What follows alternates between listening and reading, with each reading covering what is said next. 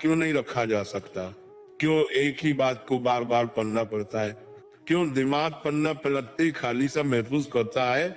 यह समस्या आज की नहीं है, ये पहले भी थी। जब मन बिखरा हुआ हो तो पन्ने से शब्द तो आंखों में जाते हैं, पर मन तक नहीं पहुंचते। मन को रोकना सीखना पड़ता है, और मन तब रुकता है जब उसे उसके भटकने के कारण बताए जाते हैं। मन अपने आप नहीं समझता, उसे समझाया जाता है, धीरे धीरे, शांत स्वर में, जैसे जल पर चांद उतरता है। आज समझने की कोशिश करो। याद न रहने की समस्या कमजोर दिमाग की वजह से नहीं, कमजोर दिशा की वजह से। अब क्यों याद नहीं होता? असली कारण, पढ़ाई याद क्यों नहीं रहती? क्योंकि मन के भीतर कई बातें आपस में लड़ रही होती है। भावनाएं, भटकाव, अधीरता, जैसे कोई व्यक्ति किसी कथा को सुन रहा हो और उसी समय उसके भीतर चिंता की आवाजें उठ रही हों। अगर यह नहीं हुआ तो, अगर यह परीक्षा खराब हो गई तो कभी याद नहीं होगा। शायद मैं पढ़ाई के लायक नहीं। जब मन में डर बैठा होता है तो ज्ञान टिकता नहीं, डर मन को बहा ले जाता है। कुछ लोग किताब खोलते ही हवा में उड़ने लगते हैं।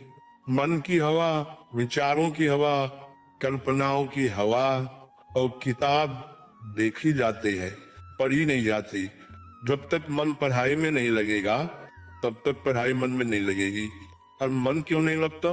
बहुत लोग कहते हैं मन नहीं लगता इसलिए याद नहीं होता, इसलिए याद नहीं होता। लेकिन सच ये है, मन इसलिए नहीं लगता क्योंकि याद नहीं होता। लोग सोचते हैं रट लो फिर आगे बढ़ेंगे, पर रचना वही लोग चुनते हैं जो समझने का साहस नहीं रखते। याद नहीं रहता तो उसका एक कारण यह भी है कि पढ़ाई अस्थिरता में होती है।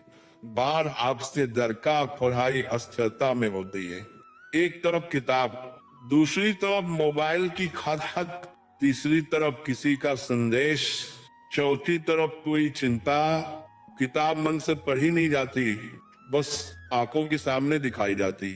और फिर शिकायत, सर में कुछ रहता ही नहीं। कई लोग पढ़ते हैं मजबूरी में, जबरदस्ती की गई पढ़ाई कभी भी भीतर नहीं उतरती।